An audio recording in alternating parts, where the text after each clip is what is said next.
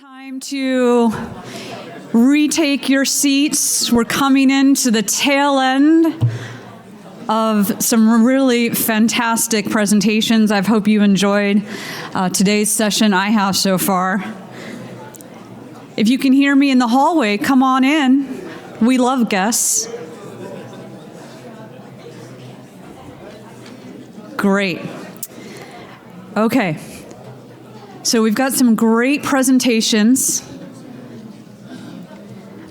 As I think most, if not everyone, knows, my name is Colleen Balas. I know that you know I wear several different hats, but I thought I would share just a couple of quick little hats you might not know about me. My colleagues know this quite well, is I'm absolutely obsessed with my two dogs. Love them. I have two German Shepherd mixes, and I'm completely obsessed with them.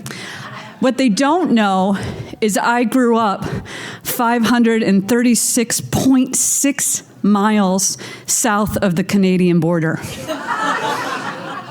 That's right. I expect some garments for that.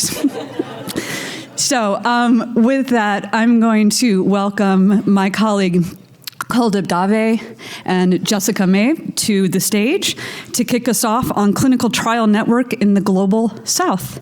Jessica?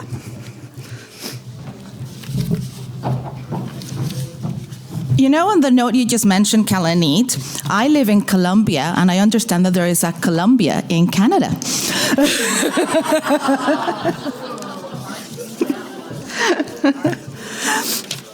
So, hi everyone. Thank you for joining us today. Let me should learn how to use this.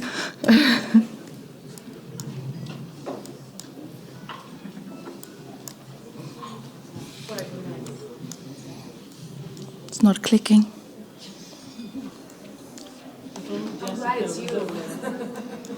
You need Jess over there. Why is it not clicking forward? Sorry. There we go. So, hi everyone. Thank you for joining us on this presentation today. Today, I am presenting alongside Dr. Kuldip Dave, Senior Vice President of Research at the ALS Association.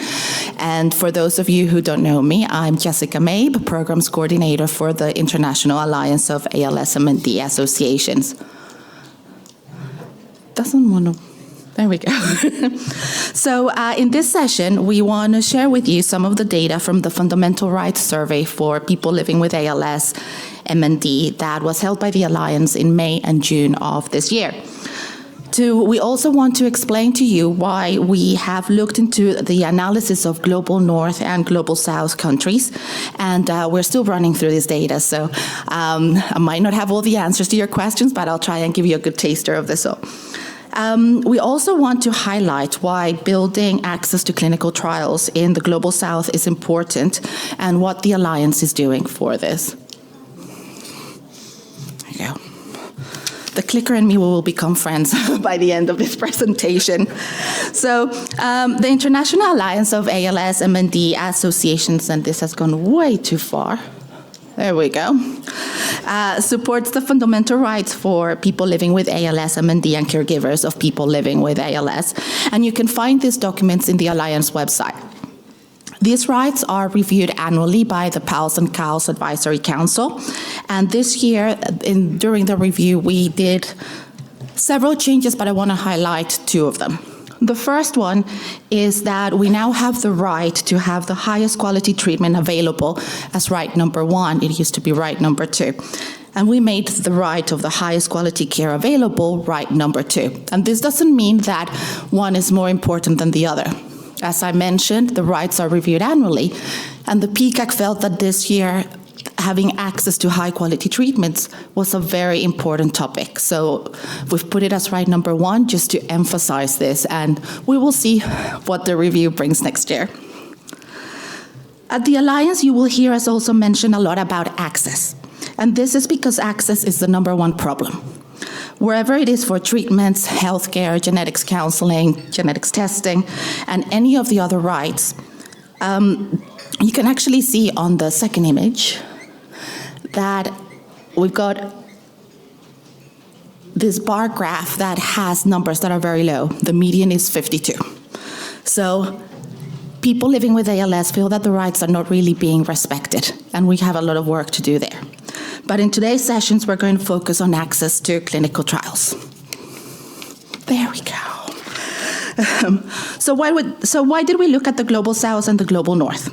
Many people use this term in developing nations, and various international agencies have different ways of categorizing.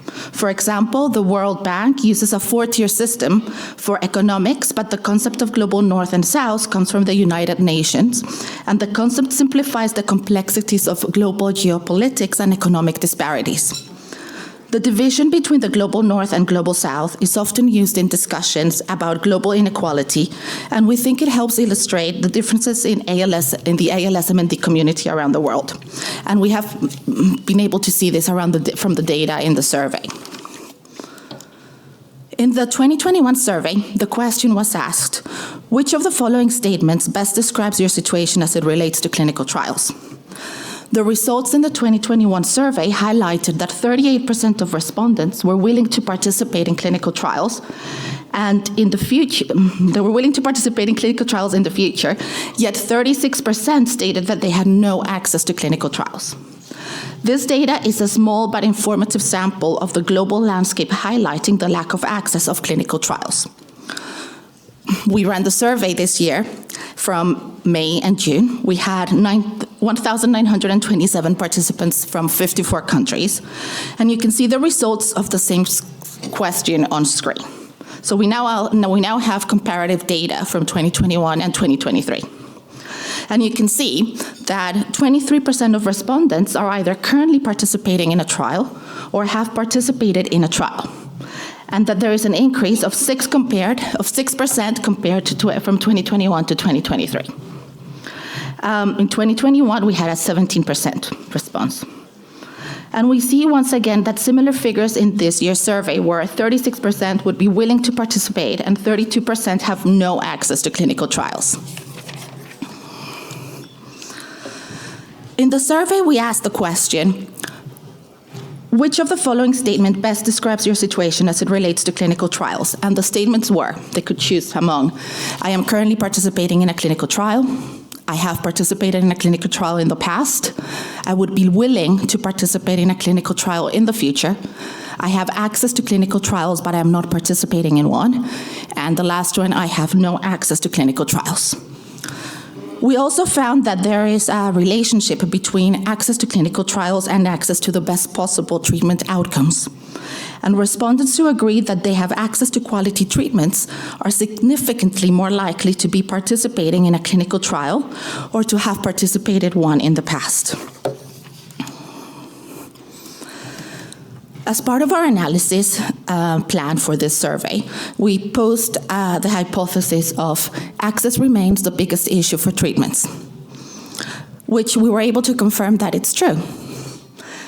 With more clinical trials opening, the pool of candidates in the usual regions is becoming more limited, and underrepresented communities are being left behind. The figures on screen provide an indication of the 631 respondents in the Global North and 255 in the Global South.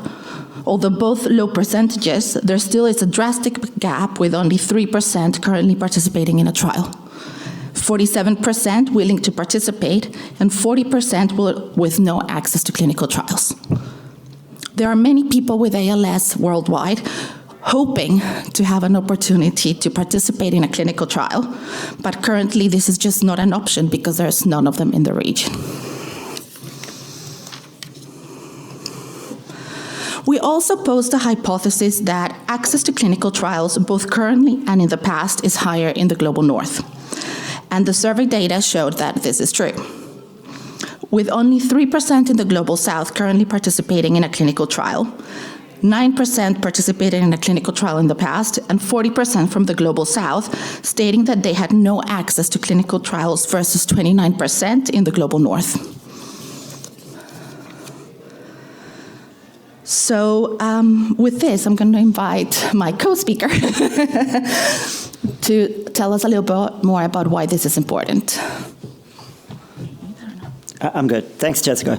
Hi, Kuldip Dave, head of research at the ALS Association. If you remember last year when we met in San Diego, I talked about our approach to have more, better, faster trials in ALS. And we want more trials because we want more drugs tested. But to have more trials, you need to have more sites. In the United States at least, I think the average is still, for recruitment, 1 patient per site per month. And that's hasn't really changed in the last decade. And so what happens is when you have the same sites, and that's the ones that industry use for their trials, you're getting the same people. You're dipping into the same pool of people. And if you're going to the same sites, now that same site has to activate every time a new trial comes on. So they're slower because now they have to add more trials using the same number of staff that they have at their clinics. And so what happens when you are going with the same sites is that the diversity and inclusion is what suffers. If you're going to the same sites, mostly in the global north, then your population is not going to be racially or ethnically diverse or geographically diverse. And this is why it's important to have capacity and more trial sites in the global south. And I was struck by the survey data that about a third of people don't have access to trials, and that hasn't changed in 2021 and 2023.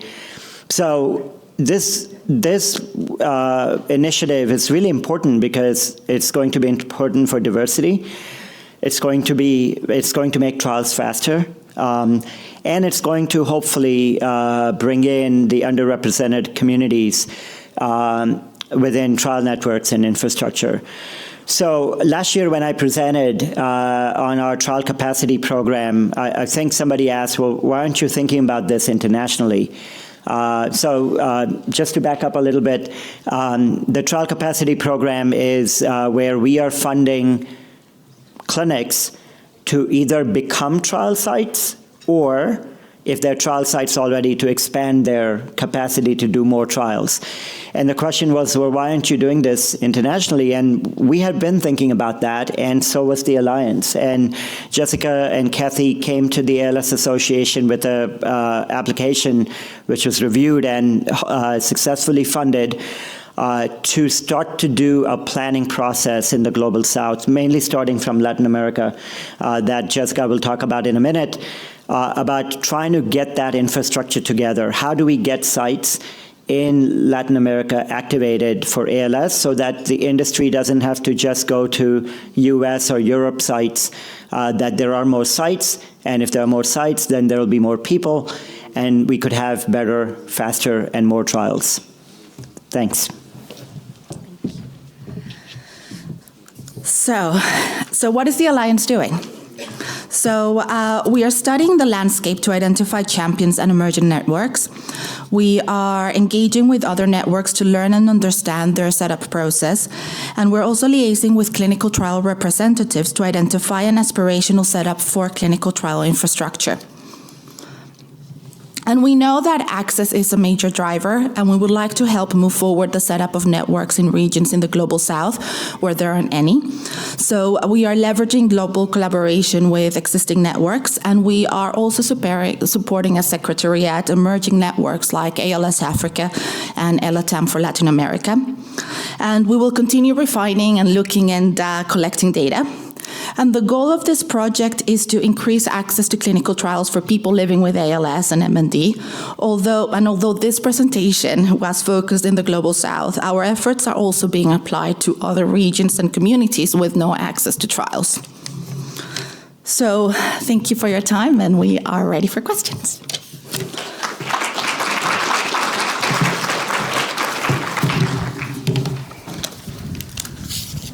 Right on time, and we're not even looking at the minute notes there. So who has, see a hand up over here. We'll start back in there, then I'll go to Pablo, and come over this way. All right, do 2 or 3. Gotcha. All right.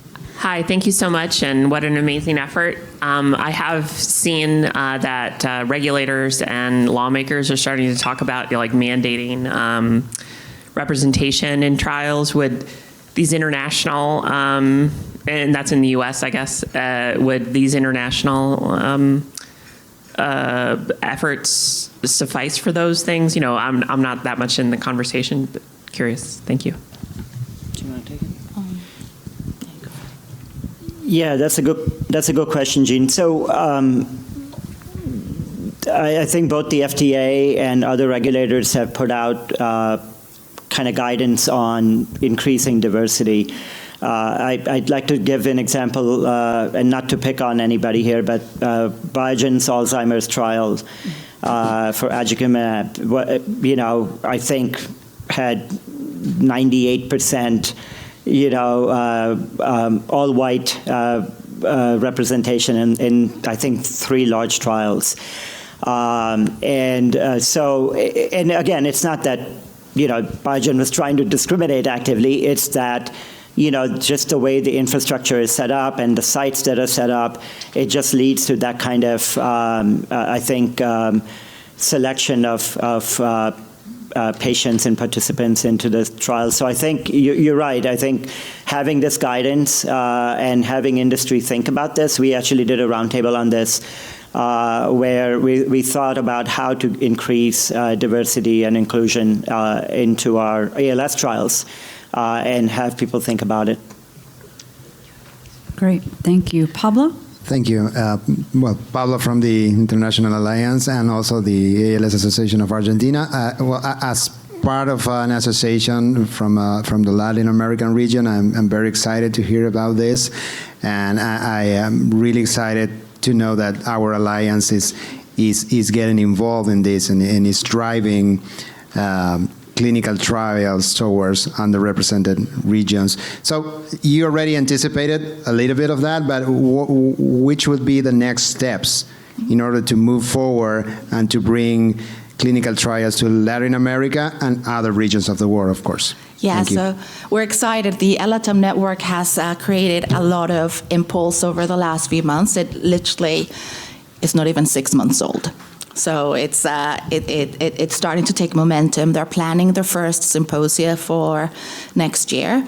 They're starting to organize with regards to the registry and where their focus is going to be. And then, once they're more structurally organized, they'll be in a position to have more of an offering for industry partners to be in a position to help with the setup of sites. So we're early days, but it's moving extremely quickly. So I'd say watch this space. Jessica, can I?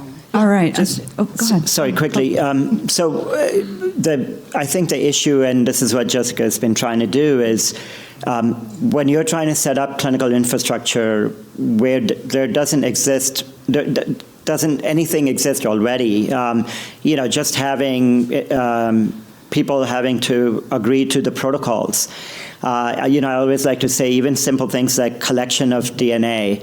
There isn't a protocol, that people are following in the same way. So collecting DNA, storing DNA, there's not even -80 freezers that can store that kind of DNA samples.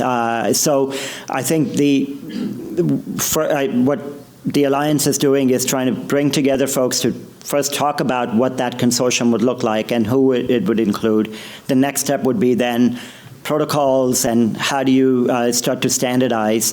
And then the third part would be actually doing it or executing on it. And of course, you're very aware of the big challenge, which is the financial situation of a lot of these countries and a lot of these clinics. So that's another hurdle that we have to work towards. It's about how, we're going to get that infrastructure set up for clinical trials. Great. Thank you both. I think there's a lot of interest in this. They will be here all week, but I have to actually move on. I'm sorry. So can you please help me thank Koldeb and Jess, the timekeeper. She told me to keep on track. Now I'd like to welcome, up next we have the MND Research Collective, leveraging research collaboration for better outcomes and people living with MND. Gethin Thomas and Beck Sheehan, if you want to come up to the stage. Thank you.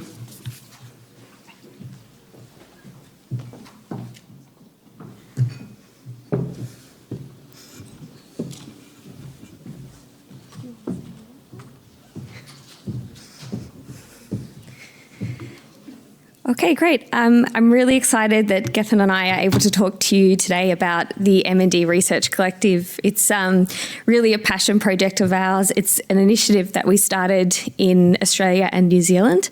And it's an amazing initiative that's really about leveraging research collaboration for better outcomes for people living with M&D. So firstly, what is a collective? So a collective is when a group of stakeholders come together with a shared vision and a shared goal. So it's not a new organisation, it's not a new initiative. It's really about existing organisations coming together to solve a complex problem. And there's a really great review in the Stanford Social Innovation Review from 2011 that talks about what a collective is. So you can read up a bit more about generally what a collective is. And it also describes a number of collectives that have been successful and what really has gone into a successful collective. And they were able to identify five conditions that set a collective up for success. So the first one is a common agenda. And that is when all the stakeholders are on board with a shared vision for change, a shared approach on how to solve a problem together. The second one is around shared measurements of success. So as you're working towards objectives, what are the measurements that you're achieving those and that these are agreed to? And what that means is that not only are you keeping on track and within scope of what you're hoping to achieve, but it also helps to hold all of the participants within the collective accountable. The third one is around mutually reinforcing activities. And what this really means is that every stakeholder that's involved in a collective will have different strengths. So it's not about every stakeholder doing exactly the same thing. It's about that every stakeholder contributing their strength towards that overall common vision or that common objective.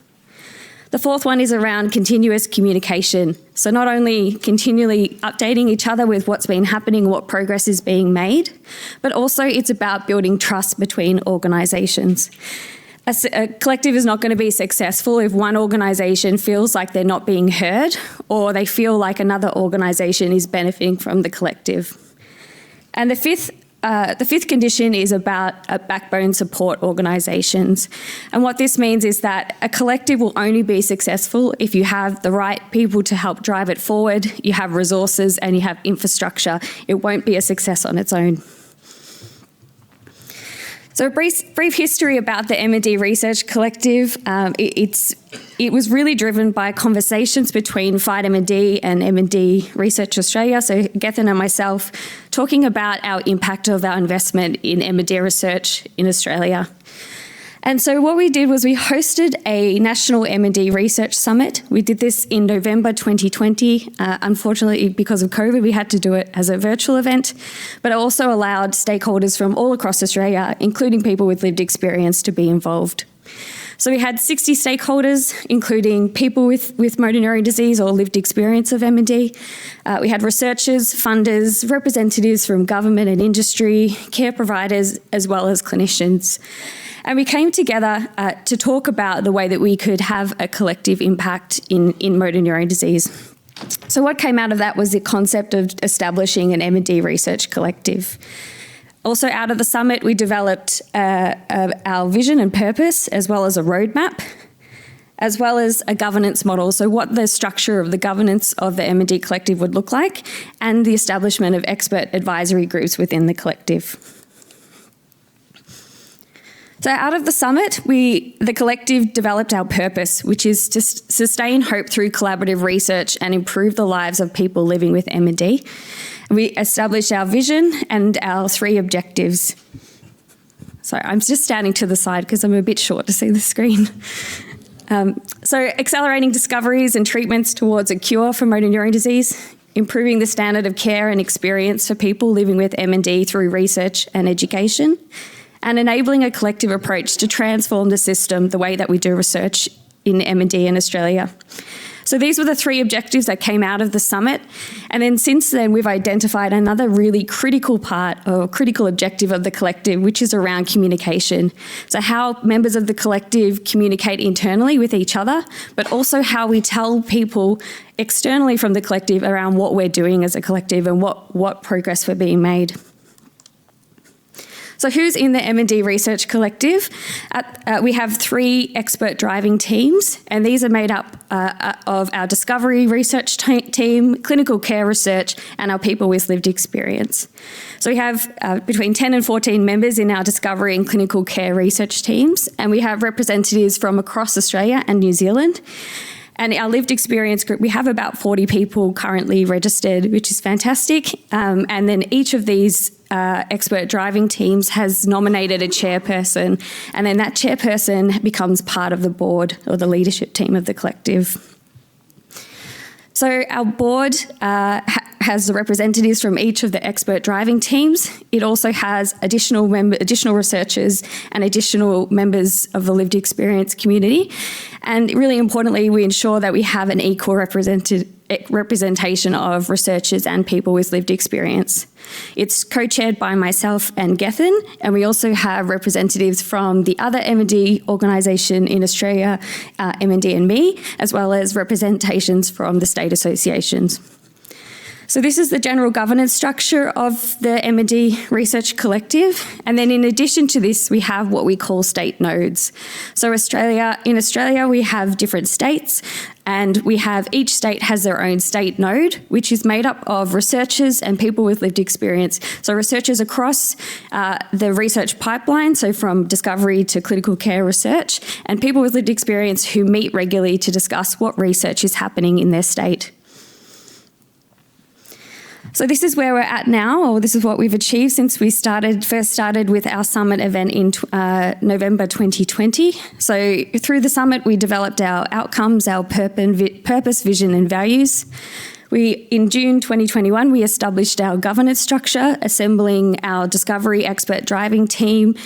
In Australia, our real strength is preclinical research, and so this group of researchers were already really strongly collaborating. So this is the reason why this team was established first, and the other expert driving teams were established later as we started to build those collaborations.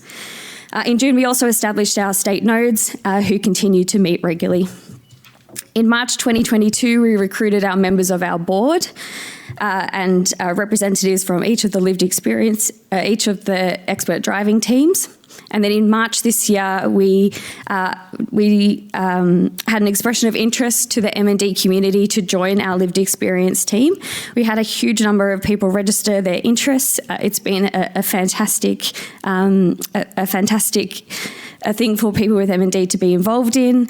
And we had our initial introductory meetings, which was really about being really clear about what it means to be a part of the M&D Research Collective. And then in May this year, we held our first in-person workshop, and that's where we really revisited, was an opportunity for people within the collective to meet and connect with each other, and we also revisited our outcome and priorities. And now I'll hand over to Gethin to give an update on where we're at now.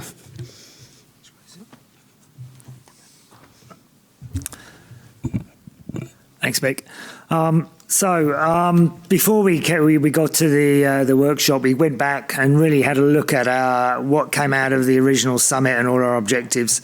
So as you'll see there, it's a pretty long list of these are all the sort of aims and objectives that came out of the original summit. And I haven't got time to go through with you there, but it's basically a traffic light system. So green are things we've got well established and running. Yellow is on the way, and red we haven't started yet. But as you can see, that list is incredibly ambitious. So part of the idea of the workshop was also to sit back a little, take a look at what we've said we're going to do, and then actually work out what we can do going forward to actually achieve our objectives. So the workshop was in Melbourne earlier this year, and we brought, as Beck said, we brought together the full collective group, and it was really to regroup, reflect, refresh, and revisit what we did before, and develop some real key outcomes for moving forward. So the outcomes and activities from the workshop, we had that really strong lived experience voice in that workshop, which really sort of changed the way we looked at things. And the outcomes from the workshop are really about how we run the collective and how we're going to make it sustainable going forward. So it was very much about the importance of connection and communication. That's been a really strong driver now of everything we do going forward. The clarity of our identity. So it was really, we wanted to develop genuine principles for the way we work as a collective. Again, putting that strength of that lived experience voice right at the core, that I think is truly established in this now. I think there's no doubt that we're being driven very strongly by that lived experience voice.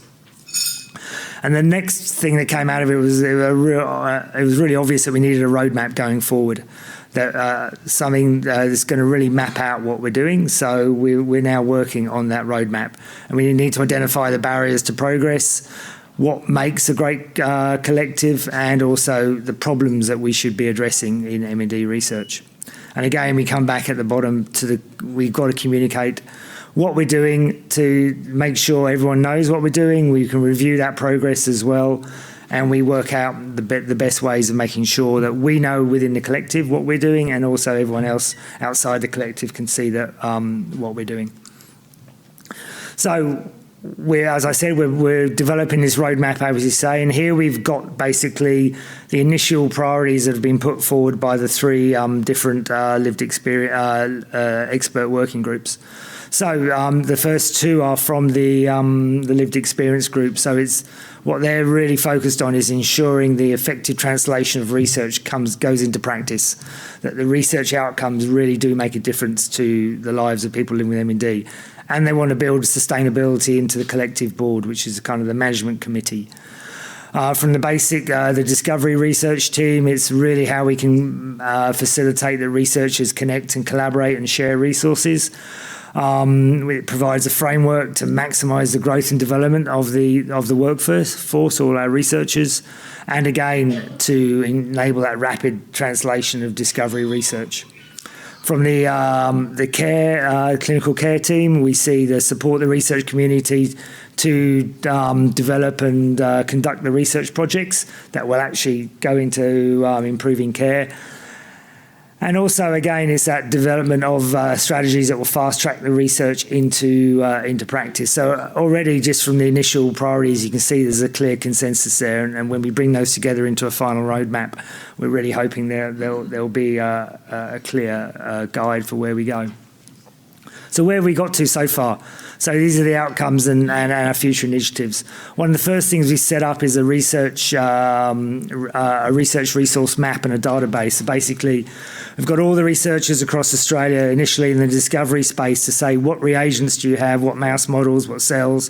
So they're all in a centralised database now. So if you want to do some work in a specific area, you can go and see, is anyone already doing this? Can I just get it from someone in Australia rather from overseas? Also included in that is a research skills database. So we need to know who's got what skills in Australia, who should you go and talk to if you want to work out what you're doing. In the healthcare research area, it's a lot more fragmented. In the discovery, the lab-based research is usually in large institutions. They're well supported, they're well networked. Healthcare research tends to be often in sort of perhaps in smaller clinics, hospitals, and they're not as well resourced. So what we really identified a clear need is to do actually a research audit across Australia, so we know who's doing what, where, and then we can start putting people together and building critical masses across Australia and developing those skills, and people can combine resources. The lived experience driving team was a critical thing, a real critical part of this. That's in place. One really good outcome that has come directly from the collective is a grant that jointly funded by us and FIDE-MND for $1 million for 4 years was to develop this APRILS program, Australian Preclinical Research, and that is going to build a pipeline across to accelerate preclinical drug testing across different mouse and cell models.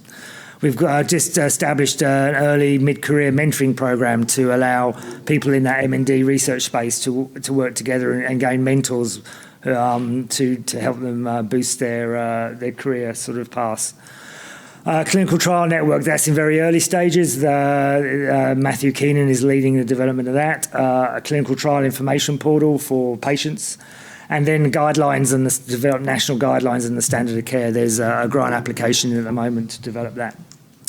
So in summary, what do? We facilitate information exchange, we amplify the lived experience voice in research considerations, facilitate collaboration, link discovery, clinical and care researchers together, and we promote awareness of and engagement with research initiatives, and we try and communicate what we do. What we want to make sure, what we don't do, we want to make sure everyone knows that. We're not going to tell researchers what to do. We're not going to tell you what research you do. We're not going to say these are priority research areas. We're not going to force people to work together. We just provide the framework within which they can do that if they want. We really don't want to duplicate other initiatives. We'd rather bring those initiatives into the collective and work with them. And we want to make sure the collective doesn't become another silo. So we really want to make sure everyone knows what we're doing and we communicate it out. And that's a really critical aspect of it. And just very briefly, to thank, this isn't just me and Beck, you know, the lived experience community have been brilliant. They've jumped on board and they're what's driving this. And the research community, again, have jumped into it, have been really open to working. And Beck and I couldn't do this without the support of both MND Australia and Fight MND. Our boards and our management have pretty much given us free rein to do this and just get on with it, which has been fantastic. And we should recognise the board as well. These are all volunteers who are just giving their time, and specifically I'd like to acknowledge Murray Gill. Unfortunately passed away from MND, but he was the one really applying the blowtorch early on in this process to get it moving and get it established. So without Murray, probably a lot of this wouldn't have happened. So thank you. Thank you both. All right, I think we have time for maybe one, maybe two questions. Kuldeep, I think I saw your hand first.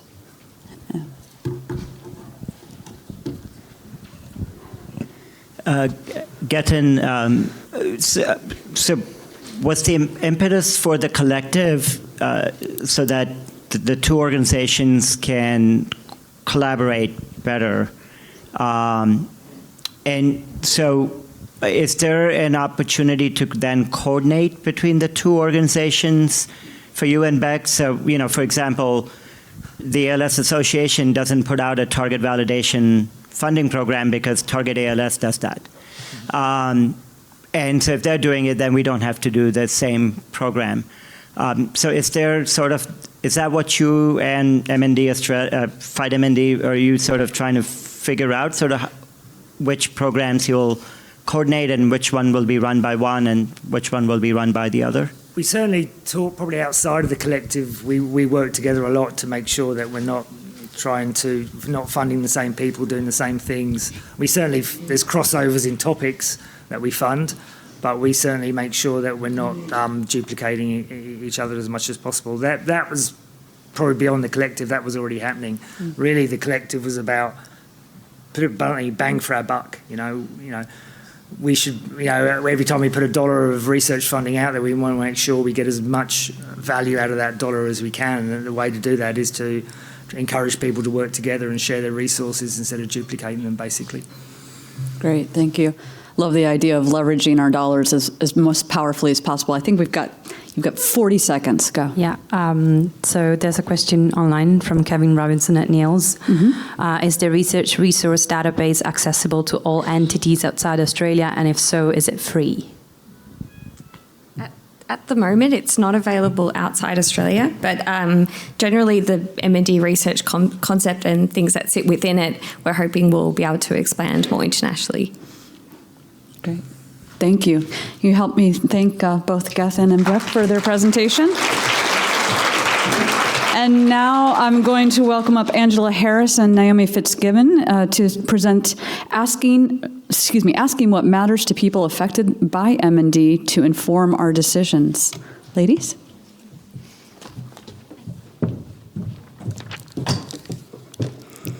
Good afternoon, everyone. My name's Angela, and I'm the Director of Support Development for MND Scotland. This is my colleague, Naomi, who's going to be presenting seamlessly after I finished. And I apologise, I have to stand like that, so I look a bit like a school mum doing this so I can read. And hopefully the technology will work. The survey was nationwide, exploring key areas affected by life with the disease and its impact. And we did this at the end of last year. And I'm hoping... Patience is a virtue. So we are the only charity in Scotland providing direct support to people affected by MND. Now, this includes those with a diagnosis, but also their family members, who are often their unpaid carers. We are a small charity, but with a huge remit, and I believe we punch above our weight and want to continue to do so. Diagnosis rates in Scotland are probably worth noting. So when you see the response that we had to the survey, there are approximately 200 per year, with approximately 450 to 60 people at the moment living with MND at any one time.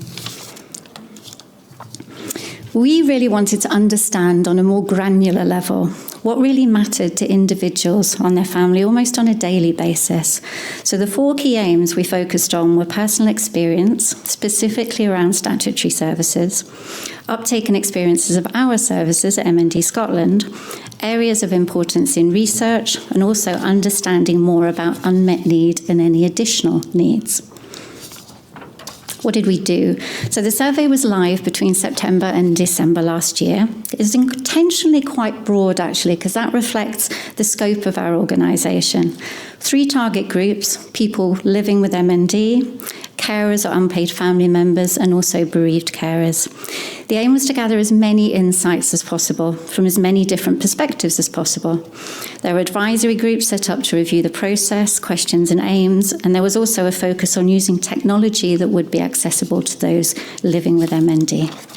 I'm going to skim through the demographic slides. I was a bit optimistic with the number of slides I had, but to say there were really good response to the survey. We actually had 378 responses across the 3 groups. The smallest of those actually being people that were caring, but we knew that because these are the people who are time poor. What we found out, or the strongest themes that came through, a diagnosis affects every aspect of a person's life and the lives of their family. While the survey didn't explicitly ask questions about diagnosis, 22% of those who were diagnosed, who completed the survey, made references to challenges and difficulties in regard to the protracted process of receiving a diagnosis. This also hugely impacts upon the support and care that someone's entitled to in the Scottish system. There are significant and ongoing issues with social care, and I'll say more on that in a moment. Respite support needs to be varied in its offer, and regular short periods of time was the most favoured option that people were looking for. Only 20% of current carers say they were accessing any time away from caring. MND Scotland support services have gaps, which we knew, but they were particularly around for carers and bereavement support. There were also 4 key areas of research that people were interested in, and some key symptoms and challenges. We outlined in the surveys that cure and treatment that slows progression would remain MND Scotland's priority focus, but we wanted to know whether there were other aspects respondents would like research to look at.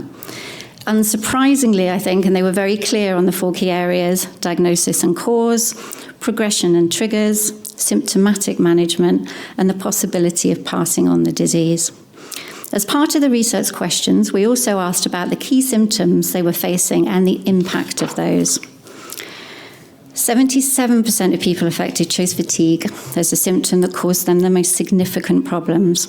Ranked equally highly was weakness in the hands and legs. Cramps and pain ranked highly at 62%, but was also the most free-listed response. 51% reported speech or change or loss to speech, and 49% issues around saliva.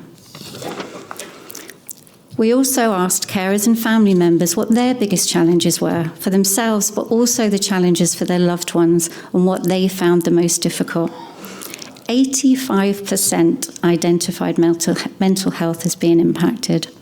68% chose fatigue as a result of caring. 59%, not surprisingly again, are struggling with anxiety and sleep issues as nighttime caring can be so challenging. 21% have had suicidal thoughts. 40% were experiencing physical pain as a direct result of providing care. When caring for a loved one, some of the most challenging aspects reported were their loss of the ability to communicate, fear that they may choke, increased frustration from their loved one, and their loved one's loss of movement. We then asked those affected what advice they would give to someone in the same position. And again, I can share my slides after this, but there was so much rich commentary on both of these next two slides. We asked the same of family members and carers, and I think these speak for themselves. The weight of a diagnosis on everyone is all-encompassing. Social care in Scotland remains a major challenge for most families. Now, the issues that were raised covered challenges in accessing care packages, particularly at the right time, the postcode lottery of care, depending where you lived, inconsistency in carers, poor pay for carers, and a need for carer training. This hugely impacts on the quality of life for an individual. And I think one of the examples that was given was being put to bed at 6 p.m. and not being able to gain support until much later the following day. There is a lack of flexibility and a no person-centred approach to care. In the bereavement space, so many people had not accessed support, many because they didn't know it was available or how to ask for it. We also know from the commentary that anticipatory grief was a key issue for many, and even understanding and recognising that as a thing often didn't happen till much later. What did we learn? Did we ask all the right questions? And I've got a question mark against that. We're still discussing that. Are there areas we should have covered in more depth? Are there other stakeholders we should have asked? We'll need to review our questions going forward, but we now have a baseline to start from. Loud and clear that the whole family dynamic needs support in different ways and at different times. Support should not stop when the person affected dies for the whole family. The ripple effect of MND has a lasting impact on everyone affected. We all know that. We should never make assumptions about what we know and that we think we know the answer. We need to keep asking, involving, and sense checking. Involvement is something that should be happening in a cyclical way and not a point of delivery. Involving families at every step will provide challenge, feedback, and insight. We have already started to explore and implement the learning specifically around support for carers and a more proactive approach to bereavement support. There will be test pilot programs that will be monitored and evaluated to ensure we're meeting the needs. We're ramping up our evidence gathering and our data collection so that we have a strong base of evidence to underpin all areas of work. This includes focus on our CRM, new roles within the organisation, and the development of an evaluation framework. We recognise now more than ever the need for tailored support, and our involvement approach to development will remain front and centre in developing that support. Our policy and campaigns team have an opportunity to proactively influence social care with the upcoming National Care Bill for Scotland to change a system that isn't working for people with MND. Being here today and sharing best practice across organisations is a really key focus for us, and we've already started that work with ALS Canada and IMNDA. And with that, I shall pass over to my lovely colleague, Naomi. Thank you, Angela. Go on, give her a clap, give her applause. So just to add to Angela's survey there, so when I was at the Alliance meeting last year, I met the ALS Canadian people and I was so inspired by their work. And I said, I got to talk to them afterwards and see how do we develop our services. So that was a really inspiring thing that I got from last year. And then we were approached by MND Scotland, and Rachel, who's in the audience here, got in touch with our CEO and said, we were doing this survey and do you want to participate? And that's when we said, absolutely, because they've got a fabulous research department and we don't. And we need all the help we can get, but we really want to do this survey. So let's click. Okay, so just a little background about the Irish Motor Neuron Disease Association. It was established in 1983 by a group of friends, and I think that's quite universal around the world for organisations supporting people with MND. And we say MND in Ireland, not ALS, so I'll continue with MND. We have a national service, so around the country, and we have the most incredible 6 nurses who are part of our team. And you can see here, and I'm going to name check them. There's Catherine, Anya, Fidelma, Ethna, Moira and Louise, and they are out every day meeting people in their homes living with MND. We have an equipment loan service, so the nurses are supported by an equipment loan service, and that is, we spend about €800,000 a year on providing that those equipment. We have financial assistance, we have psychological support, we have information and support. We only get 15% funding from the Health Board, the HSE, and we support 470 people living with MND around the country and their families. So why did we do the national survey? Well, we wanted to identify the gaps in our services, and we were approached by MND Scotland, and we said, absolutely, what can we do to get involved in this? We hadn't had a survey since 2019, which informed our previous strategy, so we were really keen to get updated evidence base for our services.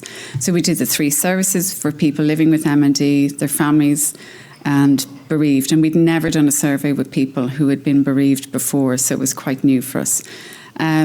So we had MND Scotland had done a lot of work on the survey, and it was very informed by many different groups. But what we did is we included the nursing group to give their expertise on what they really wanted to input, or was there anything they wanted to change in the survey. They wanted to add in a lot more about end-of-life care, so we changed some of the questions, so there's a slight change. It was an email survey and was anonymised, and we don't have in-house research or anybody who analyse it, so Dr. Miriam Galvin from Professor Orla Hardiman, she helped us with the analysis. So briefly, the findings, we had 337 responses. We sent out 900 emails, so we think we got a good response. As you can see there, the lowest group who responded were the people living with MND. Then family and members and carers were the next group, but the largest group, which we were surprised of, was people who were bereaved. And we know that MND affects every part of a person's life. So just a few brief really highlights that we got from the survey. And I think this one really stood out to me, is that the isolation, the fatigue and the burnout that people who are supporting people with MND are experiencing, the mental health, the anxiety, the depression, the isolation. This was quite stark, and really, it really made a huge impact on us when we were looking at the results. The questions around end-of-life care and hospice was really something that the nurses wanted to know about, because we didn't have any experience of what people were feeling. So how did they feel around this? Who was telling them about the hospice services? How was it approached? When was it approached? And people were very anxious and worried about it, even bringing up the discussion. I felt that the end was near. But when they did have the discussion, it was done very thoughtfully, very sensitively, and they were really appreciated that they actually had the opportunity to have this discussion. Around the bereaved, did they have support? And as you can see here, 75% of people didn't, and only a smaller number of people did. But we do provide psychological support for people who are bereaved. So they're just not accessing it, or maybe they just don't know that the service is there. But it's in its infancy. It's only 6 counselling sessions. It's not very developed, and it's not specific to people who are bereaved with MND. We also wanted to see, were people using our services, and did they really appreciate the services? And I can see the 2 minutes left. Oh my God. So they really appreciated our services, and that was great. So we are going in the right direction. We just really need to develop our services. So the findings, and I kind of grouped them here, you can see they wanted different services, but the theme across everything was the peer support, the befriending support, and really the support groups that do not exist in Ireland at the moment. And there has been research done, but it hasn't translated into any groups that are existing at the moment. So that is the first port of call, the first thing we're going to do. So the next steps are, we're going to talk to Angela and compare our results and see what other learnings are in there. Really have another deep dive into the findings, because there was so much. Share the findings with the ALS community, look for further research, and we are going to start next year in 2024. We're going to start a pilot programme for people who are carers of people living with MND, and collaborate with other organisations, for example Canada, There, got it in again. And anybody who has any examples of what worked and what didn't work, please feel free to share them with us, because this is new for us, and we're very determined to do it. We want to do it right, and we want to have the right resources in place to maintain that it's sustainable. Thank you very much.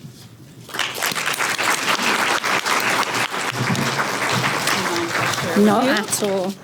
All right, thank you very much. Good job on coming in right on time. Do we have some questions?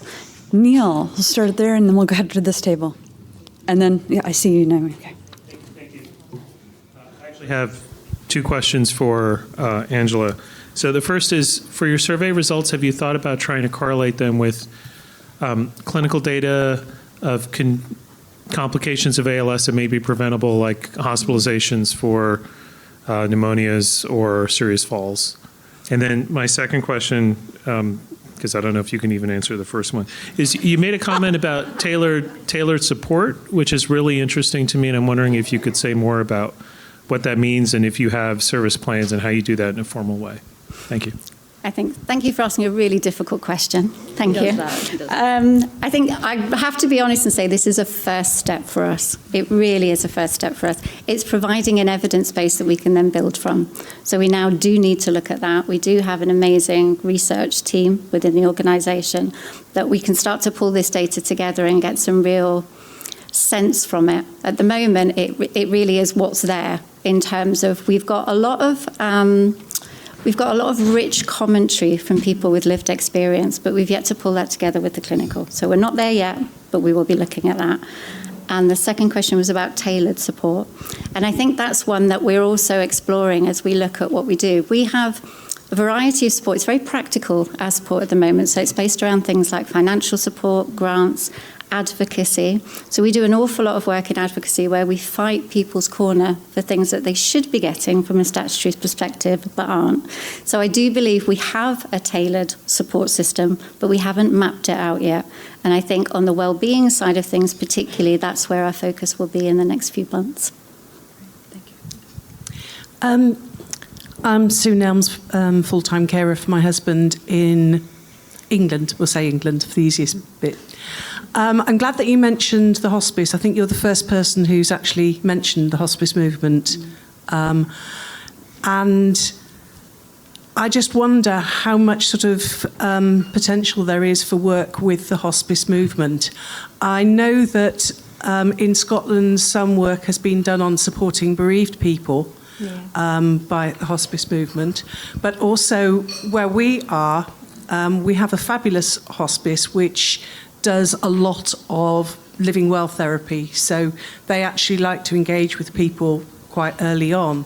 And they're slightly puzzled because the MND clinic actually takes place in the hospice, not in the hospital. And yet the number of people with MND who engage with the hospice is really low, and they don't understand why. Is this something that you think that as an organisation, as a movement, people can build on? Do you want? I'm happy to. Yeah. Well, it's the nurses who we have around the country, they engage with the hospices on a regular basis, so they're very, very linked in. And it would be the nurses who potentially would be the first person who would link somebody in with the palliative care services. It may not come from the hospital or an MD clinic. It potentially comes from the community and from the nurses that we have. They'll identify the need, might start a conversation, and it'll go from there. So, and because the nurses have built a relationship with the people with MND and the families, they have that opportunity. They know when the time is right, so they're able to do that, and then they will link them straight in. But it's case-by-case basis. Yeah. It is. And just, sorry, if I can just add on that, we're doing a lot of proactive work with the hospice movement in Scotland at the moment, and they are really keen to work with us. And I think it's about all parties working together again. It's that collaborative approach about bringing everyone in and actually making it as accessible as possible. Thank you. I think we have time for one more offline. Yep. Kevin Robinson from Niels. For IMNDA, did you see any feedback on a palliative care need before hospice need? And he also says, by the way, I love Canada. My address is available. Sorry, could you repeat the question again, please? Sorry. Did you see any feedback on a palliative care need before hospice need?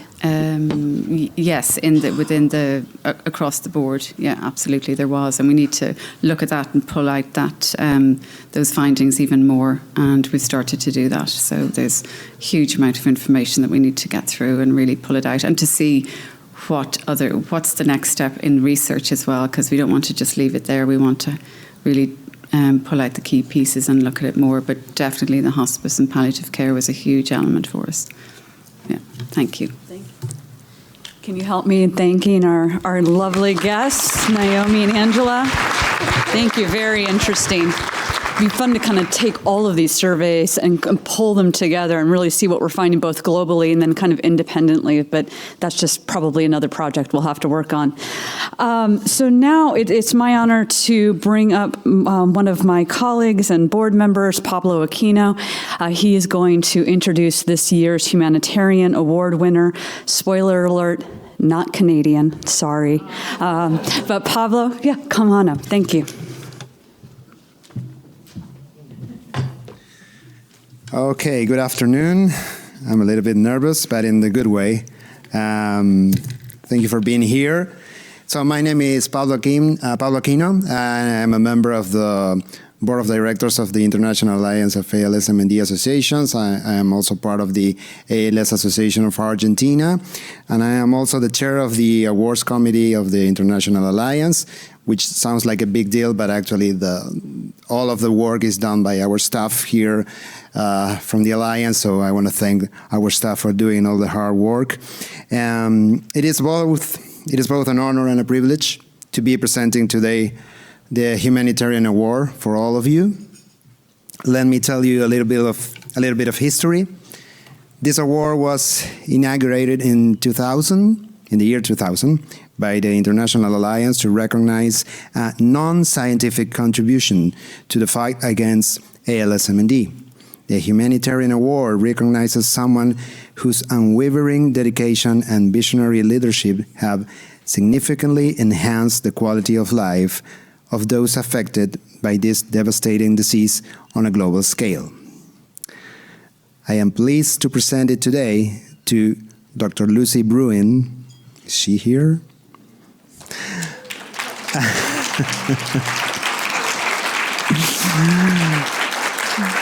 There you are. Dr. Lucy Bruin, who currently serves as the therapeutic area and biomarker lead for ALS at Novartis UK, has 3 decades of history in the ALS-MND community. Her journey began as the first senior VP Research and Development and later chief scientist of the ALS Association of the US, where she was dedicated to advancing ALS-MND research, clinical care, and management. That's not all. Dr. Bruin's impact on the ALS-MND landscape is immeasurable. She pioneered translational research through the Treat ALS initiative, laying the foundation for increased collaboration between laboratory research and the development of treatments, providing renewed hope to people living with ALS-MND globally. Notably, Dr. Bruin championed pre-symptomatic ALS-MND research by supporting initiatives like Michael Benatar's PREFAL study. This paved the way for the ongoing ATLAS trial and increased focus on early diagnosis and intervention, a critical step toward creating a world free of ALS-MND. These accomplishments, however, represent just a fraction of Dr. Bruin's contributions. She has also helped or led countless initiatives, from supporting clinical trials to collaborating with organizations worldwide. The phrase, "the world is our lab," nicely summarizes her commitment to creating a global ecosystem, fostering collaborations that benefit researchers and patients alike. Even after transitioning to the industry, Dr. Bruin remains a sought-after thought leader, moderating scientific sessions and advising organizations and initiatives. As her nominator, David Taylor, Vice President, Research and Strategic Partnerships of the ALS Society of Canada, explains Dr. Lucy Bruin's true resume on ALS MND will be impossible to quantify. Her fingerprints, are on key discoveries and understandings that form the foundation of our current understanding of the disease. Dr. Bruin is a symbol of dedication, collaboration, and the relentless fight against ALS-MND. Please join me in congratulating our 2023 Humanitarian Award recipient, Dr. Lucy Bruin.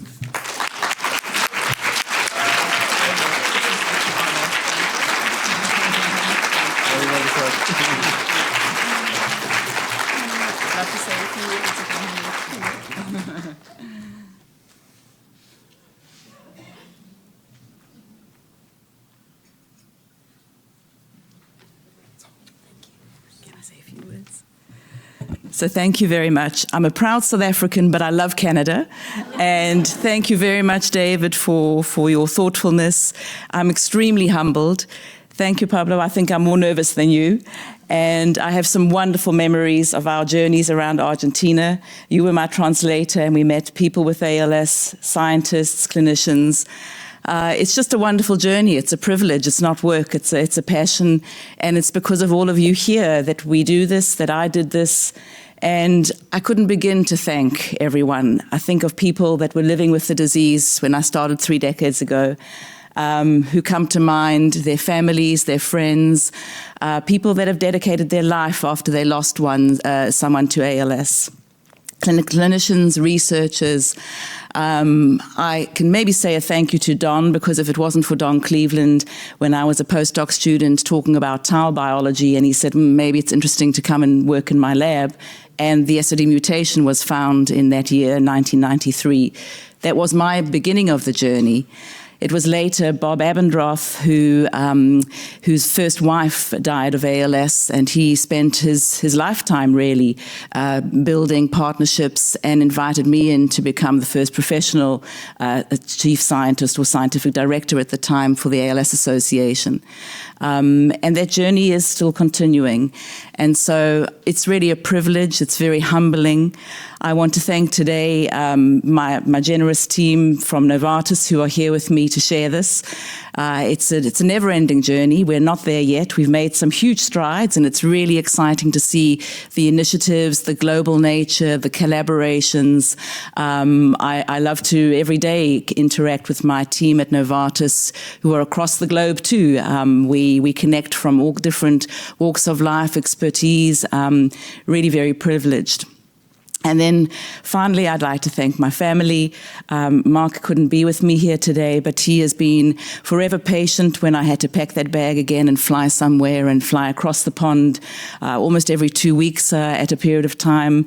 But he did a tremendous amount also for ALS research and continues to support my journey and my passion. It's really a passion to find the answers and work with such inspiring people from all walks of life. And last but not least, I'm so proud that my son came with me here today. Rudy is here. Because he was very much part of the journey. He's been there all the way. I do remember a few occasions I would go to. I was living at the time in Florida, and we'd drive to Tampa Airport. He was about 3 or so. And he says, I think there are wonderful meeting spaces here in Tampa. Why can't all meetings be here? Because at that time, it was pretty much every 2 weeks I was packing bags. He also quite liked the little gifts that would come back. And eventually I got clever, and they were brains from Neuroscience Symposia or some things that you can get at very low cost. And, because otherwise you just say, where's that present? And I think, oh, I'm quite important, aren't I? It was also a lovely moment when he came back and he said, it's great. My friends all know about ALS now. MND is obviously often in the UK more familiar. He said, no, everyone knows ALS because of the ALS Ice Bucket Challenge. And so whilst he hasn't completely followed in my footsteps, he will hopefully help the animal kingdom He's doing veterinary medicine. He was also very inspired by colleagues like Joan Coates, who worked with the SOD dogs, and really the bridge between veterinary medicine and human medicine, and worked in Amaral Chalabi's lab and Stan Appel's lab and Martin Turner's lab. So in some ways we inspire each other, and I think that's why we all stay in this field together, because there's a lot more to do. It's you here in the room that drive us. It's just wonderful, and I'm extremely humbled. Thank you very, very much.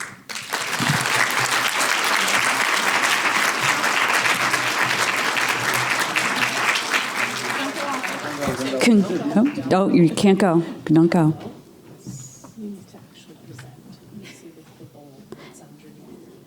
There's a bowl. Get the bowl. There's actually an award. There is no bowl, so It's invisible? it's invisible. It's an invisible bowl. We can wander away. It is. The wrong podium. I have to be here. Okay.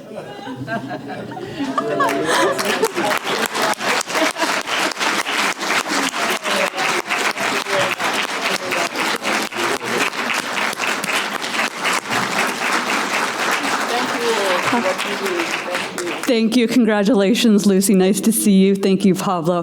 One more round of applause. Thank you. Don't forget the box with the bowl. All right, that's a fun way to start to wrap up our meeting, isn't it? So before we completely wrap up, I know you're really concerned, curious, maybe not sure what's happening next year. But I'd like to invite to the stage my friend and colleague from Canada, Tammy Moore, to tell us what we have in store for 2024. Tammy? Where is she from? I'm not sure. I'm not sure where she's Thanks from. so much, Kalneet, and we'll also be joined by David. All right. And I think we actually have a video, if I'm to understand, to start us off.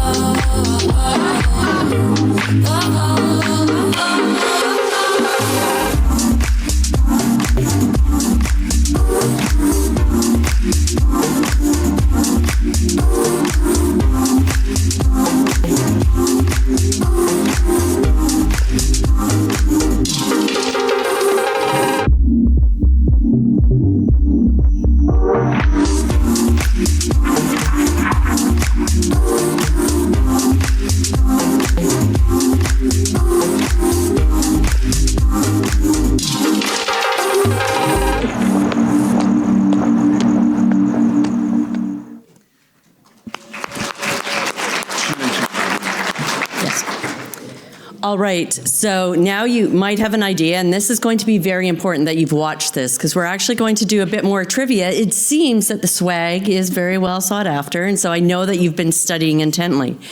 But first, I'd actually like to offer some words from my colleague from ALS Quebec, who is unable to be here because she's currently in Munich. Curiously, she has a bag full of luggage tags from Montreal, but that too is in Munich with her. And so Claudine Cook, the executive director of ALS Quebec, says, "Bonjour, chers collègues." And that will be it for my French for today. But she really wishes that she was able to be here. Trust me, she hasn't changed her clothes in 3 days. She really does. So we're going to do a little bit of trivia, and we're not going to do it as pop-up because as my friend Efrat reminds me, we speak too quickly, and people who have English as a second language need a bit of time to process. But we do want you to be thinking about that connection between ALS and Canada. So a few trivia questions for you to consider. There are bonus points as well, so however you need to just note the response, that would be helpful. All right. Do they know what they're doing? They're writing it down? Yeah, so you can write it down, you can note it, so that you're going to have about 5 questions with bonus points. The person who gets the highest score will get swag. All right, I'm going to start off. Easy question to start. In what country was first to approve the Amylyx therapy, also known as MX0035?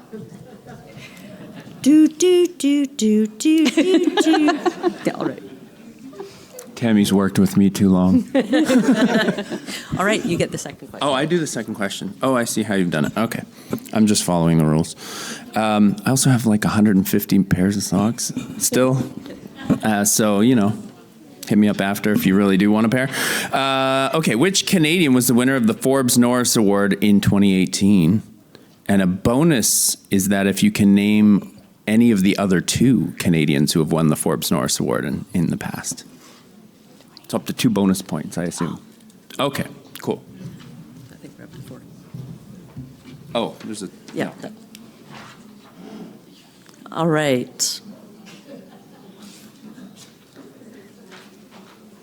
So yesterday, this also is a quiz to be able to determine how well and attentive you were during all of the presentations.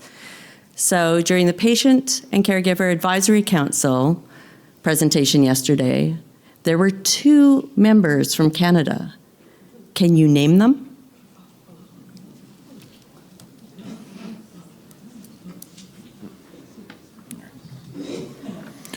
Question number 4. What year did the ALS Society of Canada join the Alliance?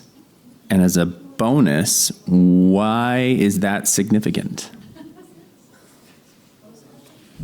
What year did the ALS Society of Canada join the Alliance? And why would it be significant? Is a bonus. I get all the bonus. Yeah. There's only 2 more. Ron, I think, right? Yep. Yep. Okay. All right, now we're moving a little bit more into the Canadiana. So, Canada is a bilingual country. What are the 2 official languages of Canada?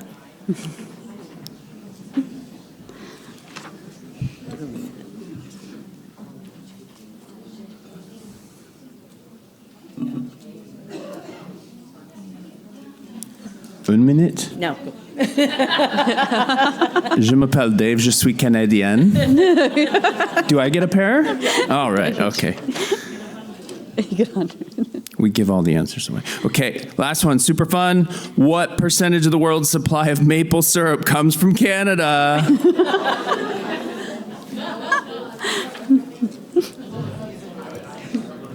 Is that it? Yeah, how many You gonna points read should the we answers have? out? I don't know. All right. It's your quiz. Sure, we'll start. Wait, if whoever can Okay, figure it out at their tables. so the first question, what country was the first to approve Amylyx's therapy, MX0035? Canada. Oh, you guys know. See, this is Should've easy. asked what the trade name is in Canada. Oh, that would have worked too. You know? What's it called in Canada? Oh, yeah, okay. Well, no, but that's not fair. I was trying to trick the Americans. And the Canadian who was the Forbes Norris Award winner? Angela. All right. And who can name the other 2? Come on, Wendy, at the back. That's yes, correct. That is Wendy Toyer from the ALS Society of British Columbia with a U, Marcella. Yeah. And Mike Strong. And yes, Michael Strong, excellent. Bonus questions there. All right. Oh, I'm doing one? Yep. Oh. What? No, but we've switched. Okay, go. I didn't. Okay. Y'all can come now, right? You're all. This is going to be a very well organized conference. We can't even do trivia. Yeah. Whew. Really instilling confidence in everyone that Montreal's going to be great. Okay. Name one member from Canada's PCAC, and then name a second. Okay. Yes. Norman Massac and Paula. Correct. Paula Trefiak and Norman McIsaac. Excellent. Wait. He was also a Chicagoan curling member. That's right. True. Bonus point. Relevant not to this, but relevant to the crowd, yes. Okay, and what year did ALS Canada become a member of the International Alliance of ALS MND Associations? 2012. Wrong. Ooh. Was it 93 or was it technically 92? 92. And why is that relevant? A founding member, yes. All right. Okay, she just wants the maple syrup one. Canada is a bilingual country. What are the two official languages? We all know, okay? We all got it right, I hope, correct? Bien. Oui? Okay. All right. Okay, and I think this is actually going to be the tiebreaker. So how are we doing for points so far? Who has... Yeah? Oh, great. You're going to end up still in... Who was that said there was a cat fight at their table for socks? We're still going to be there. All right. What is the percentage of Canada's supply, or pardon me, the world's supply of maple syrup that comes from Canada? 85%. Whoa.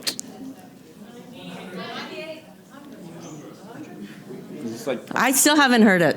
95. I heard it. Where? Okay, we're at 80%. Did anybody have 80%? At the back of the room.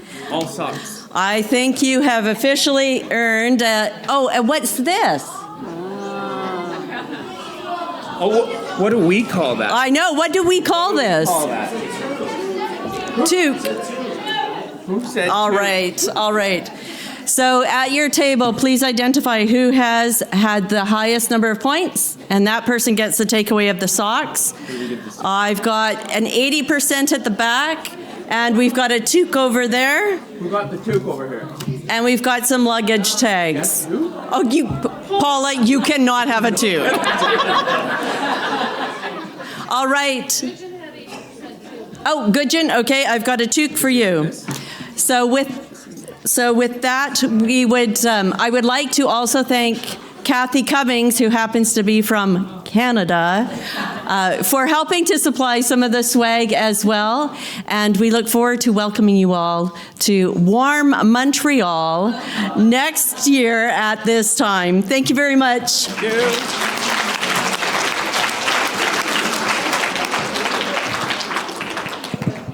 That was amazing. Thank you. Thank you. I had 75%, so that's where I was going. All right. So first, I just want to say thank you so much for spending your time here, not just yesterday and today, but there's a lot that goes in to putting together this kind of not just conference, but the amazing content that we all experienced over the last couple of days. And that is why we are genuinely excited to go to Canada, because we'll do this again in a year and fill our knowledge bowl even more. And I think really fill just our bucket, right? Our heart of why we do what we do every day. You know, as I have the honor of standing here many times and talking about just the great work that happens, I love that every person in this room takes away some energy, takes away some ideas, and hopefully, most importantly, feels more connected than ever before. So while we're wrapping this up, I wanted to highlight a couple things. There's so many things. I think everyone was taking notes over the last couple of days, laundry lists of things that we need to do, where we need to go. But one person said, no one organization can do it all. That is so true. Not one organization, and we shouldn't try, right? Like last night, we learned of some amazing people who live in the Netherlands and decided to follow a thought, a dream, a hope, and then we started to weave together resources to make that happen. We should focus on the things that we do well, understand where the gaps are that we aren't filling, see if we can find someone else that can do that, and actually really focus on collaborating, not duplicating our efforts, leveraging our dollars, our francs, our euros, all of those things together for the entire global community. And there's something that kind of struck me a little bit. Tanya, who gave the presentation yesterday and is new to our team of, yes, those who run organizations, those who are part of organizations. And you said something about, I think weathering a storm that you had weathered this last year as your first year in. And also, to be honest, as a person who's weathered a few storms here and there, I can honestly say I could not have weathered those storms without so many of the people in this room, whether it was the pandemic, organizational change, Amylyx, all the different things that are happening in our community. So I encourage all of us as we go to dinner tonight and hopefully stay into the meetings in the APF tomorrow, really get to know each other, because connecting, I can only speak for me, connecting over Zoom when we can only connect over Zoom for several years, or now being able to reach out maybe in person or a combination, helps us weather those storms. And really, we don't know what the unknowns are coming, fast and furious. And I think Kathy mentioned that when she opened. She said, so many of us are struggling in different ways, whether that's personally. Obviously, there are a lot of geopolitical things happening economically. There's a lot that all of us deal with day to day, including living with ALS, caregiving for somebody with ALS MND on a regular basis. This is a very special room of people. I'm very honored to be a part of it, and I just want to thank you so much. So that concludes our Alliance meeting for 2023. I do have to do a little bit of housekeeping before I let you go and then bring you back, is that tonight you heard about the dinner that we're going to have at 6 p.m. I hear we're at Switzerland. I hear she said be on time, so you don't get focused on that. Don't forget that the hotel should have given you some kind of QR code to, if you want to take the tram, that's a free transportation. If you're not sure about that, you saw all of our colleagues and their amazing T-shirts outside. Make sure to get that information. With that, thanks again for your time, your knowledge, your expertise, your willingness to come forward. For those of you online, thanks for sticking with us. We know how hard that can be. And I look forward to seeing everyone in Montreal next year. We'll be back here at 10 after the hour, 3:10, to listen to one of, I think, always part of the highlights is ALS MND Connect. So thank you and have a great rest of the conference.